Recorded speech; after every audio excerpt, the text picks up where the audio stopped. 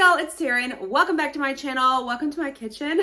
Let's do something a little bit different. I feel like I have been filming my dinners for the last weeks at this point, but I think in total I have 6, 7, maybe 8 different supper ideas. Now, I was inspired by this book. It's recipes that Brian and I have printed over the years. I think the oldest one in here that I found was from 2010, which I didn't even know Brian at that point. But he's been printing them, I've been printing them. And then he got me this really pretty recipe binder over the summer, I think last year. So I finally put everything in here and we're making some things from the recipe book. Now, a couple of the nights are like super easy, not from the book because we're out, I don't want to cook, whatever the case may be, okay? But there are a handful of recipes from this book. Now, I will say this, are all the recipes phenomenal?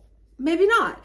Am I the best cook? Absolutely not. But it's fun to go through and actually make some of the things that we have picked out over the years. I will do my very best to link everything down below for you. If it's a recipe that I just made, not out of the book, I will list the ingredients and how to make it as well. I hope you like these kinds of videos. It was fun to do something different. You know, I do a lot of clothing hauls on this channel. I've been doing a lot of vlogs as well, like day in the life, spend the weekend with us type vlogs. I think because I'm trying to figure out how I want to do this channel, I guess. That sounds really dramatic. It's not that dramatic. Like I mentioned, I do a lot of shop with me in store clothing hauls, but it's a lot of the same brands and I feel like I do them over and over and over again. So I'm trying some different things. So let me know how we feel about the recipes of the week and a half. If you like them, then we can definitely continue the book and do more. Night number 1, I'm attempting to show you how massive these potatoes are. Brian picked these out at Publix for us. Look at that. That sweet potato is huge. But tonight we're just doing chicken breast in the air fryer and potatoes. First thing is to put the potatoes in the oven. They're going to take at least an hour. We're using this brand of chicken. It's not my favorite, but it's what they had in stock at Publix. So I'm just cleaning it up a little bit and then I'm going to season it. This Zesty herb pack is my absolute favorite. If you want your chicken in the air fryer to have a crispy crust, this is what I do. So the Zesty, all of it in for 2 chicken breasts. I'm going to put a little bit of olive oil and then some water. And then this is going to go in the refrigerator probably for an hour, realistically, because it takes about 30 minutes in the air fryer. This is also a go-to meal for us, not necessarily the potato as the side, but this air fryer chicken breast. I eat this probably 4 or 5 times a week, whether it's for lunch or dinner. It is so good. Potatoes are about 20 minutes out. So let's do the air fryer chicken. Put it in at 360 for 14 minutes. Let it go. And then once it's done, I'll flip it and do it another round for 14 minutes. 14 minutes is not the go-to standard either. It really just depends on how big and thick your chicken breast is.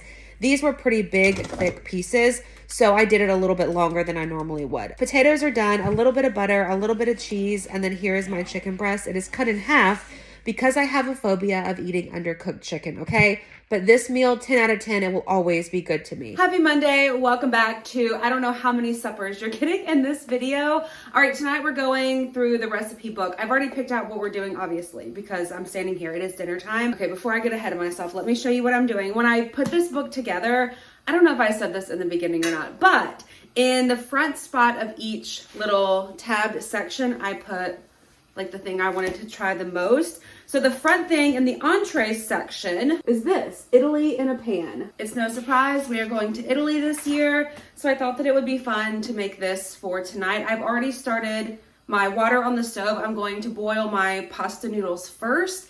And now I need to make my little meatball mixture. So let me show you a close-up of this here so that you can see what we're doing. I have all my ingredients out. I didn't buy ziti noodles for this because we already had these spiral fusilli. Is that how you say it? We already had those, so that's what we're using. Everything else I either purchased or we already had. So this meal actually didn't really end up costing me that much money because we already had the meat. I think I ended up having to buy maybe eggs and onion. In this bowl, we have our ground beef, onions, breadcrumbs, garlic, eggs, salt, and pepper. I'm gonna take this watch off just in case. So we need to mix all this together and then try to shape it into 16 meatballs. I'll probably need to add a little more breadcrumbs to this. I didn't quite have enough of the ground round for what the recipe called for anyways. So you know what, let me wash my hands and add a little bit more.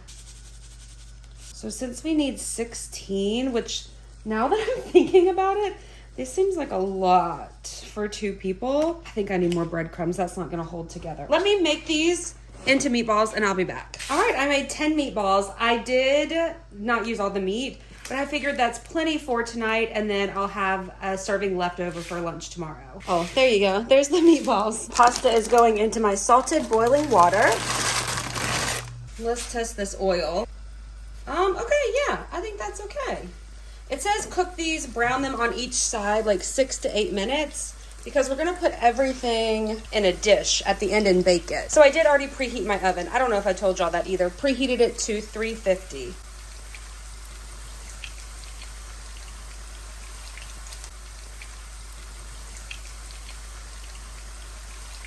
Are we getting our meatballs to stand up to cook the sides? Like, somebody just clue me in, please. All right, I need to open this bottle of wine. It's been a decorative bottle for a while. We've never opened it, and I figured, you know what? It's not really sitting out anymore as decoration, so I'm gonna open it and use it. Years ago, I showed this, and I had so many people say, oh my gosh, Taren, do you know what that means? I don't live under a rock, y'all. Yes, I'm an adult. I am grown. I know exactly what that means. I think my pasta is done, so I'm going to drain it and then we will continue with our meatballs. We're supposed to mix everything in here, like not drain it or anything, but just for me, I feel like there's a little bit too much oil in there, so I'm going to drain just a little bit of it. Okay, I think that's good. 1/4 cup of red wine. Whoa. Marinara is next, but we have this one, so this is what we're using. We like it a little bit spicy anyways.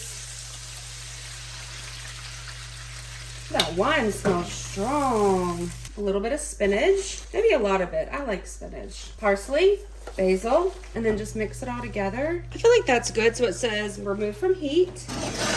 Pour in our pasta.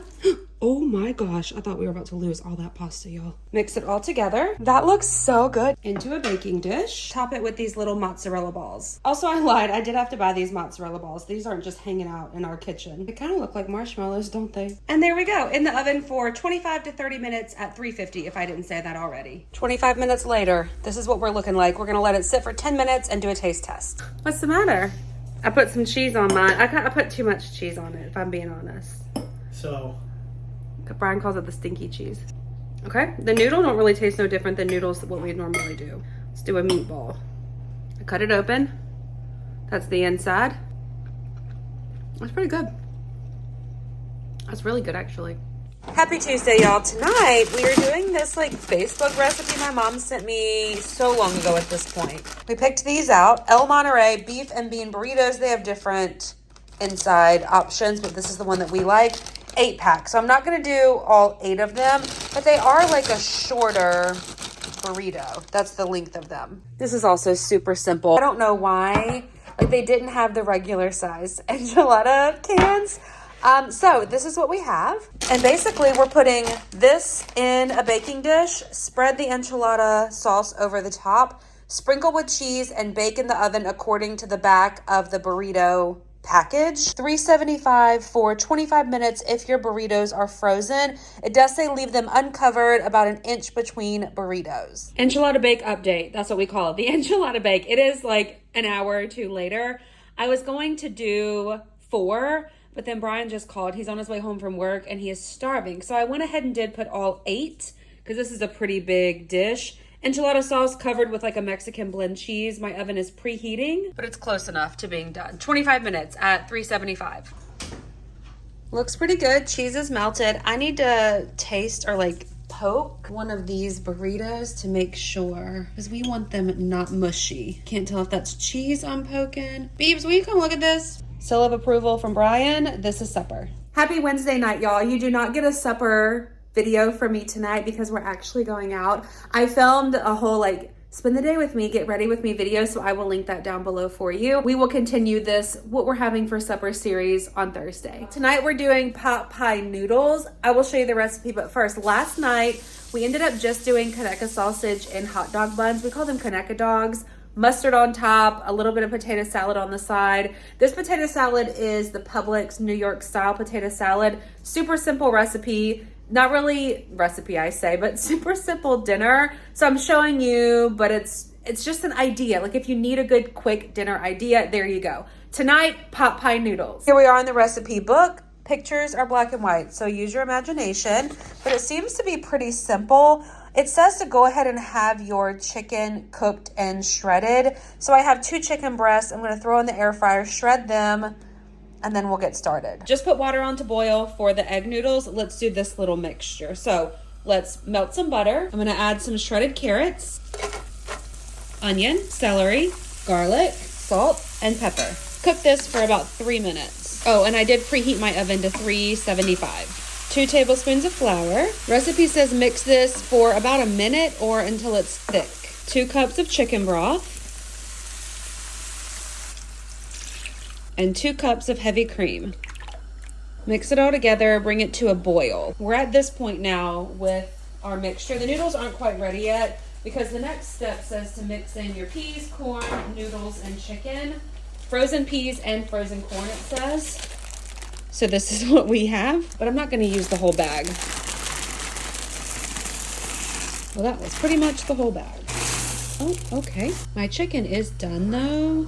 So I guess I'll go ahead and put it in here. This is 2 chicken breasts seasoned with salt, pepper, garlic powder, and onion powder, air fryer, and then I chopped it up. It's just been sitting in the microwave in that Tupperware dish, so it hasn't gotten cold or anything. Okay, this looks so good. I'm gonna put that lid over it. This is a little topper mixture. So far in there we have breadcrumbs, salt, and pepper. We need 1 tablespoon of oil and a little bit of Parmesan cheese. Mix this all together and we're gonna put it to the side. Noodles are done, so I just drained them, poured them in, and mixed them in. Probably should have used a bigger like cooking pan, but this is the deepest one that we have with the exception of like, you know, the tall like pots. But this made so much. I should have like quartered the recipe. We have been saving leftovers and stuff, so that's been kind of nice for lunches. Into a baking dish. Oh my gosh, that is so much. Oh no. Now you sprinkle this mixture over the top. Bake at 375 for 25 to 28 minutes. All right, here's what we look like. 28 minutes at 375.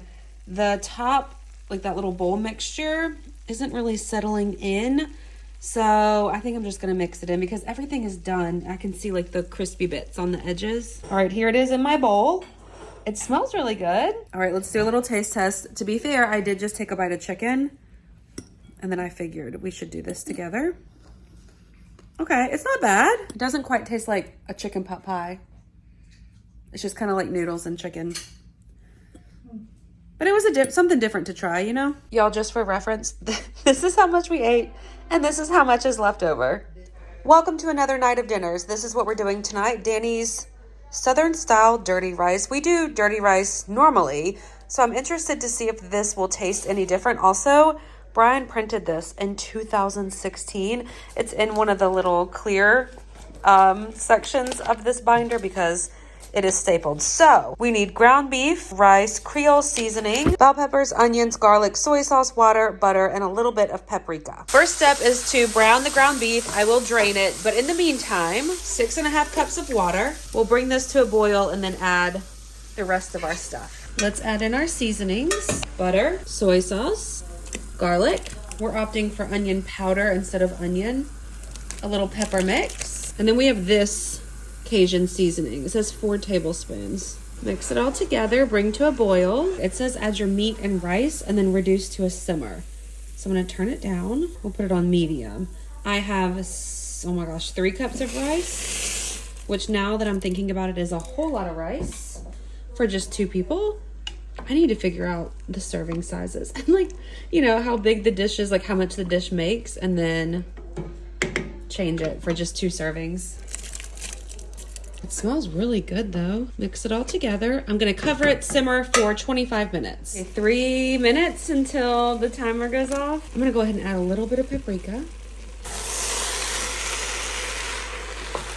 A little bit more. I am going to add a little bit of salt. All right, once the timer goes off, I'm going to turn the stove off and we'll let it sit for 5 minutes.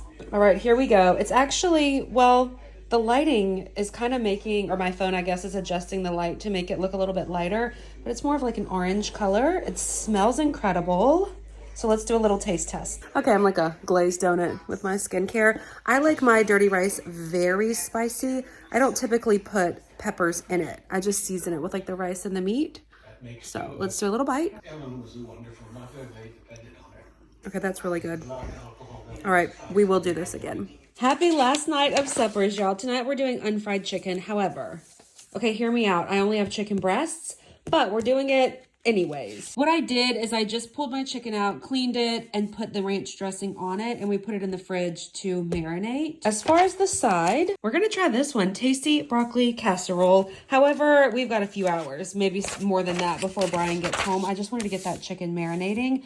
But this is what we're doing for supper tonight. Hi, welcome back. It is actually the next day. I don't know what happened last night. I did not feel good whatsoever. So I did not cook the unfried chicken. We're gonna do it tonight. My chicken is still marinating, which is fine because the recipe did say marinate for at least 30 minutes, preferably overnight. So it's the next night. So hopefully it's good and marinated. The only thing is, I don't know if I mentioned this last night or not, is I'm doing chicken breast, and in my head, chicken breast with ranch and then coated with seasoning and put in the oven doesn't really sound that great. I kind of want to put it in the air fryer. I wish that y'all could tell me what you would like to see. I think we're going to do the oven because the oven is the recipe version, and we'll just see how it goes. Oh, I also preheated my oven to 400. The chicken and the broccoli casserole both go at 400. So the only thing that the chicken recipe says is to take your chicken, which you just saw, and toss it in some sort of seasoning. It actually reads 1 packet extra crispy seasoned coating mix. I have this. It's not quite the amount that we need.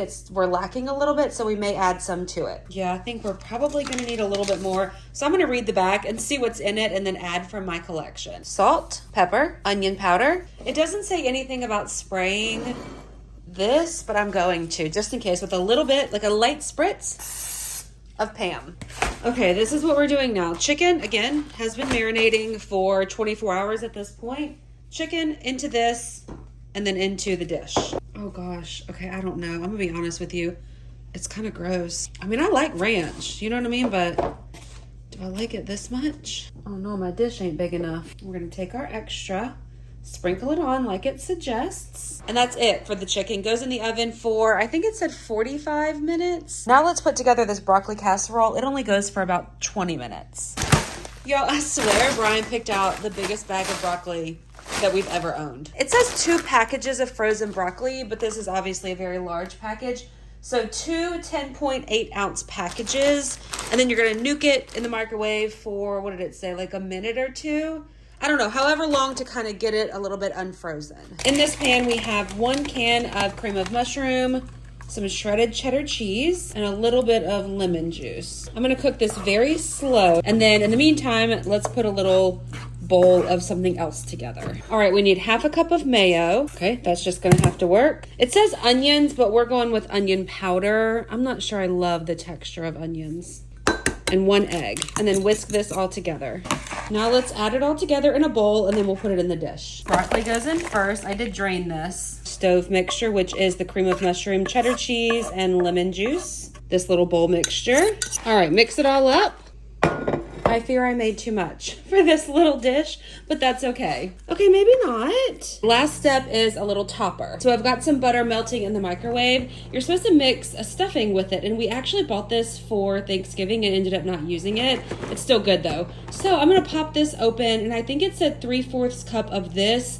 But again, I am making the recipe a little bit smaller just for 2 people. I'm just pouring in as I see fit to cover the top of the broccoli casserole. It kind of looks like cereal. Oh yeah, that was plenty. In the oven, 15 to 20 minutes. Here's what the broccoli casserole looks like. It was in for actually more like 23 minutes. I did pull the chicken out too, and it's still, I don't think it was done all the way, so I put the chicken back in for 10. Is it done? It's done. Here it is plated. I don't know why I show y'all this every time, but here you go. Broccoli update. We know how I did it. You watched me cook it. It's not super hot, the whole dish. So maybe cook it a little bit longer than I did. The chicken's good. It's juicy. It's moist. This is good. I think it would be better if it was super hot. All right, that is a wrap on this video. I hope you enjoyed it. If you did, thumbs up, subscribe. Like I mentioned in the beginning, which for me was literally 0.5 seconds ago when I filmed that. For you, weeks at this point. I will do my best to link all the recipes or list them down below. If you want me to keep going in the recipe book, I absolutely will. Thanks for watching. I hope you enjoyed it. I will see y'all in my next one. Goodbye.